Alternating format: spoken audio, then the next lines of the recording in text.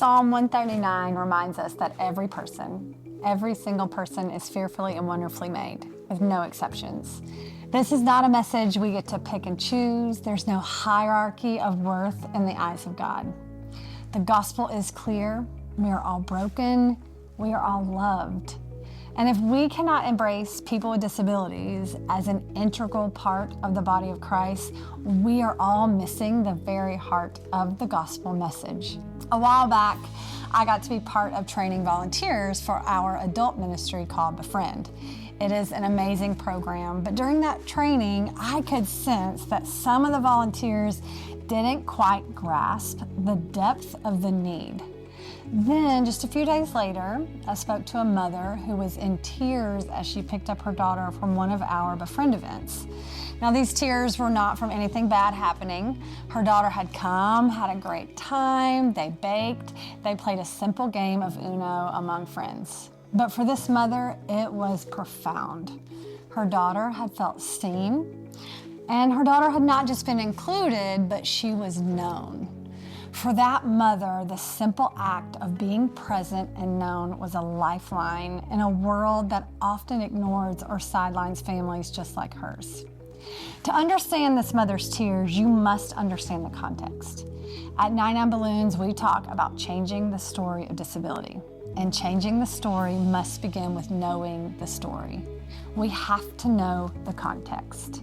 People with disability are systematically and repeatedly isolated, taken advantage of, not ascribed worth and value, both intentionally and unknowingly, by the world, by the church, in developing countries, and right here in our own community. Now, you might be thinking, but we've got ramps at our church, and I see the designated parking spots, or maybe you even think, oh, our church has a disability ministry. And while it's true, we have made progress. Systematic isolation does not shift just because a space is physically accessible.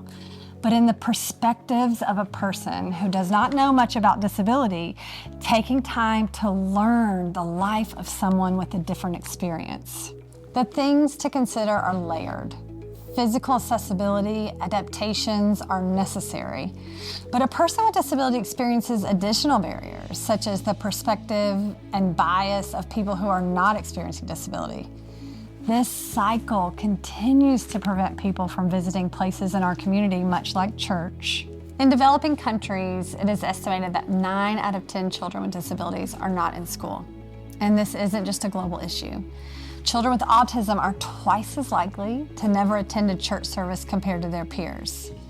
And not to mention that it is estimated that people with intellectual disabilities face rates of abuse 7 times higher than people without disabilities. I'm the parent, personally, of an 18-year-old daughter with significant disabilities, and have had the joy of being in community with friends with disability over these last 18 years.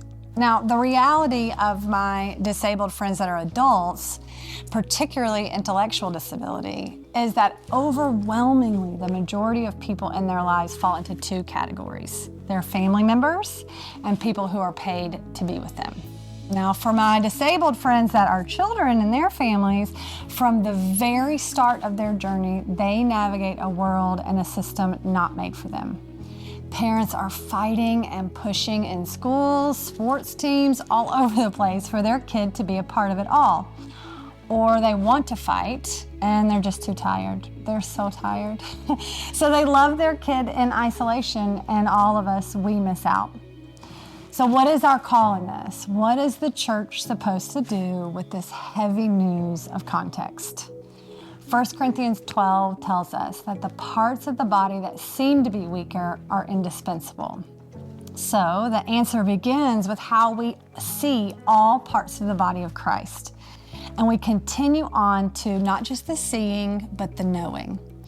Knowing the historical context and statistics that educate us on marginalization is just one half to the story of the knowing. Get to know the person as they are today and the history long before them that still deeply impacts them as they are today. Then take a closer look at how you can move into relationship, friendship with people with disability, and then receive that same kind of friendship yourself. I encourage you to take a moment to connect with someone who is different from you. Then begin noticing all that you really have in common.